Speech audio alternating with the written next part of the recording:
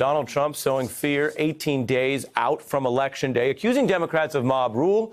Of course, this is hours after applauding a Republican congressman and candidate who attacked a reporter. Any guy that can do a body slam, he's my kind of...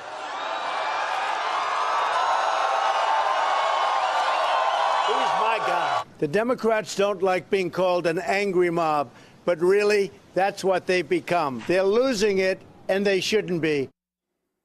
Question there, critics asking who is acting more like a mob leader. There's also fears being stoked over immigration, attacks on a caravan of Honduran migrants drawing closer to the U.S. border. Now, in a moment, I'm going to get reaction from actor and activist Wilder Valderrama, star, of course, of the hit show That 70s Show. He's currently also on NCIS. His family immigrated from Venezuela when he was 14, and he's been an outspoken proponent of immigration reform and joined us on the beat before. I'm also joined right here at the table with Axios political reporter Alexi McCammond.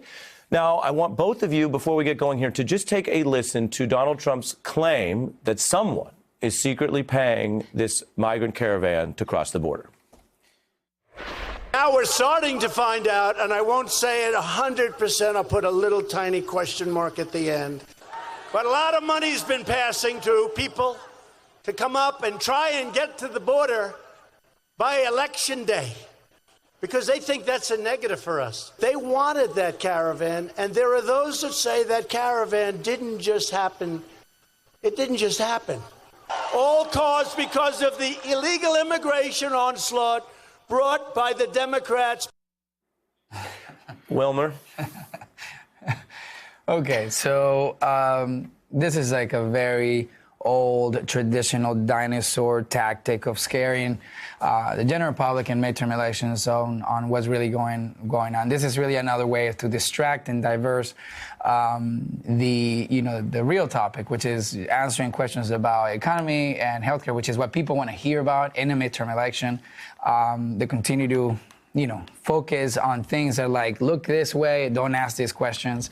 I mean, it's literally just old tactics. It happens every cycle. They have the same recipe, and it doesn't scare anyone. Can I just take us back to October 2016, right before the 2016 election?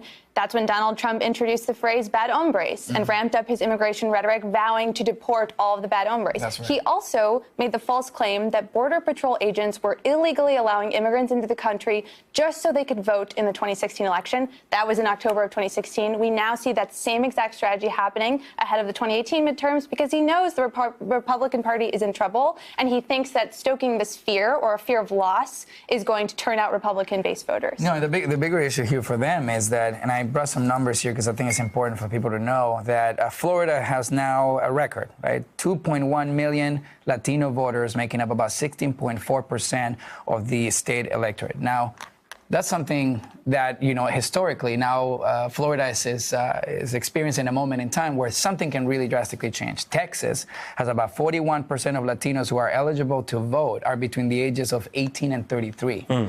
So, furthermore, 60% of Latinos have not been reached out by any campaign. So when you look at the actual potential and what's really going to happen in midterms, and all these scare tactics are really not going to get anybody to stay home. They're actually going to be turning out. You think it's mobilizing? I think it is. We talk a lot about the cliche that this is a nation of immigrants. Eric Trump was leaning into that, although more as a defense of their rhetoric. Take a listen to Eric Trump on all this. This isn't an America problem. This is a you problem. You take care of your own problem. Make sure that this doesn't show up on our southern border. And people would say that's heartless. It's not heartless. It's not heartless at all. You have to come into this country legally. And guys, I'm the product of immigration. My mom wasn't born in the United States. My father's current wife wasn't born in the U.S. But the difference is they came into this country legally. Do you want to Yeah, I mean, what I will say about that is that I will make the argument that on both sides, Democrats and Republicans, we saw earlier this year that there was no real incentive for either party to reach comprehensive legislation on immigration, to come to an agreement because they knew that it would be politically savvy. That's not to say that some lawmakers didn't genuinely want to find an agreement, but Donald Trump certainly has no incentive to find an agreement on immigration legislation. So when Eric Trump is talking about doing it legally, the president himself is not out there talking about it. He's talking about building a border wall, which doesn't have extreme support, he doesn't have the money for, and that is not comprehensive legislation to find a legal, comprehensive path to immigration. That's right. I also think you talk about being a businessman, you know, and you want to deport 56 or 50 plus billion of Social Security that they will never see, and the actual taxes that the illegal, really undocumented immigrants are actually paying to this country. And imagine if you give them the ability to get a real minimum wage and actually be taxed like all of us. I mean, where would the economy be in many of the states where they actually take the jobs you don't see? You know, so to me, it's again pivoting. Look at this thing, here's the problem they created, but really the truth of the matter is we're not really thinking about the reform, we're not thinking about what's the road to solution, and how can we be more proactive and more efficient with the situation we have. Like, I think that is really silly to think that you know, that you're going to deport all these immigrants and now question residents and other citizens that, you know, were naturalized here, and you know, and their contribution to this country. And finally, I have about 30 seconds, then we're going to a foreign update from our own Richard Engel on this other big Saudi story. But when you look at these people saying, well, midterms, young people are never that interested, you have a following.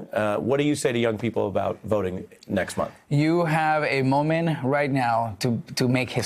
This is the moment where March of Our Lives and young people connected to, you know, when you see what happened in March of Our Lives and see how they connect and how they mobilize, understand that passion and that fire has now strategized the movement in its midterms. We have a coast-to-coast movement going on right now, and I'm involved in a number of them. Somos Más, with Voto Latino, and a number of other incredible organizations. I'm going to El Paso election weekend. I'm going to Miami, and I'm going back to Houston. And we're getting together, and we're going to actually show up. You know, I think that's something that people are going to be not only surprised, but it's going to be historic. You actually have the power to now not only pivot, but you know, Texas is going to look very different in 5 to 10 years. Wilmer Valderrama, very interesting to hear an update on your work. A lot of people interested in Alexei. Good to have you here. Hey, I'm Ari Melber from MSNBC. You can see more of our videos right here, or better yet, subscribe to our YouTube channel below.